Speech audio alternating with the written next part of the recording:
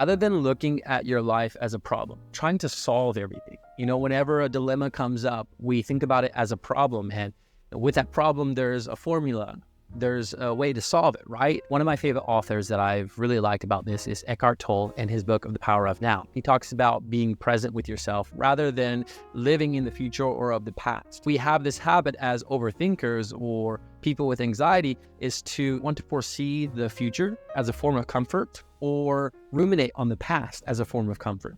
Eckhart Tolle teaches us how to be more present so that we can separate ourselves from all of those things and we can understand that the emotions that we have control over. The thoughts that we have control over. When we start having more control, we bring ourselves more power. When we feel more power, we feel more fulfilled in the decisions that we make going forward. Eckhart Tolle has this part where he's talking about problems, and he says that problems are illusions of the mind. Ultimately, this is not about solving your problems, it's about realizing that there are no problems.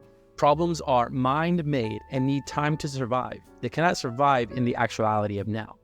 Only situations to be dealt with now or to be left alone and accepted as part of the isness of the present moment until they change or can be dealt with. When you create a problem, you create pain. All it takes is a simple choice, a simple decision, no matter what happens. I will create no pain for myself.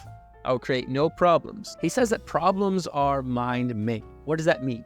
When you have a problem, it's a state of no intention to take action. But a situation is a state to where there are choices, and choices are action that you take. One is being stagnant. The other is moving forward. When you start realizing how many problems you create for yourself, how many dilemmas you put yourself in, that's causing a lot of pain. And the first choice that you need to start making is, do I like putting myself in this pain? Do I like feeling this? Every time somebody ghosts me, do I like ruminating on why they might have ghosted me? Trying to figure out the problem, if I did something right or if I did something wrong, what I could have done better. Trying to solve that is not going to help you.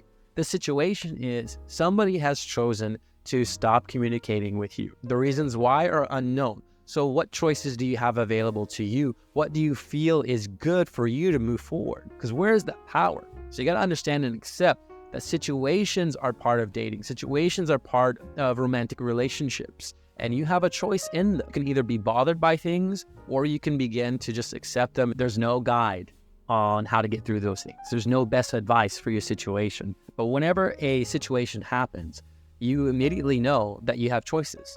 And when you can identify those choices and you get better at doing that, you're going to notice how you've prevented yourself from the conditioning of thinking about and worrying about the future of what may happen, because you realize now you have a couple of choices. You decide on those choices. Sometimes it might just be accepting that your feelings, accepting that you're hurt, that you don't like it. Other things might be more actionable where you can communicate. You can speak up for yourself. You can initiate a conversation with the person to allow them to speak up for themselves and express themselves. And when you start doing that, you're attracting the right person into your life, even if you don't realize it. The point I'm trying to make here is that you shouldn't worry too much about trying to do something right or trying to do something wrong, trying to solve all the problems that you have. Because if you're focused on all of that, you're not really focused on enjoying yourself. And when you're not doing that, another person can feel it. And if you're wondering if you're doing something right or something wrong, I have a video over here that you can watch.